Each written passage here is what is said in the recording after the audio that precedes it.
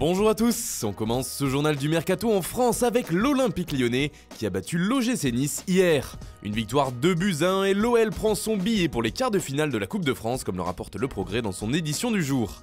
La qualification en poche, les Gaunes affronteront l'Olympique de Marseille au prochain tour dans un choc qui s'annonce déjà épique, un match entre les deux Olympiques pour une place en demi-finale. Toujours en France, le journal L'Équipe parle évidemment de la qualification lyonnaise face à Nice, mais ce qui fait surtout les gros titres du quotidien, c'est le dossier Cavani, qui devrait finalement connaître un statu quo pour ce mercato. L'Uruguayen va donc rester à Paris, l'Atlético de Madrid n'ayant pas réussi à contenter le PSG. Mais selon le journal AS, il y aurait une autre raison à ce transfert avorté, les commissions d'agents réclamées par le clan Cavani. Celle-ci aurait pu atteindre un sacré montant d'après le quotidien ibérique, près de 15 millions d'euros, obligeant les colchoneros à débourser 30 millions d'euros au total pour l'opération, un chèque trop important pour le club madrilène, alors qu'il ne reste que 6 mois de contrat à El Matador. Toujours en Espagne, le Barça a livré une démonstration ce jeudi contre Leganés. Victoire facile 5-0 pour les Blaugrana en Coupe du Roi, une manita et surtout un peu d'air résume bien Mundo Deportivo. Le sourire est revenu sur les visages catalans alors qu'ils ont évolué dans un 4-3-3 classique. Et pour Sport, comme ça, c'est oui.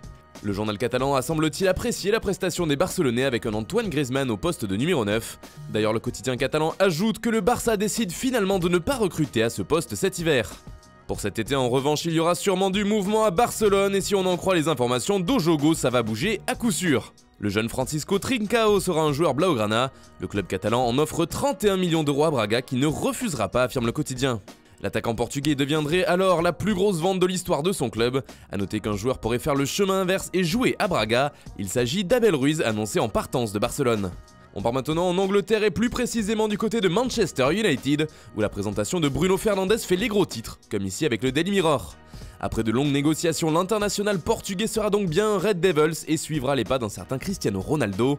Fernandes avoue d'ailleurs que CR7 l'a beaucoup inspiré, et si du côté de Manchester on espère forcément qu'il aura la même trajectoire, c'est plutôt avec un buteur qu'on se voit sortir de la crise, comme l'explique le Daily Telegraph.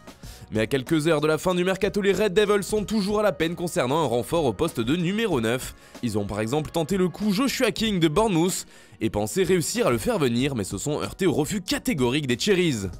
Enfin, on termine ce tour de la presse européenne avec l'Italie, où le mercato semble le plus s'emballer avec notamment le cas Giroud qui fait la une. C'est une finale entre deux clubs pour faire venir l'international français, un duel entre l'Inter et la Lazio. Et si cette dernière a récemment obtenu un accord avec le joueur, l'Inter n'a pas dit son dernier mot. En effet, les Nerazzurri seraient revenus à la charge et discuteraient de nouveau avec Chelsea. Mais si l'Inter est battu sur ce dossier, il a trouvé son plan B avec Islam Slimani, comme le rappelle le Corriere dello Sport.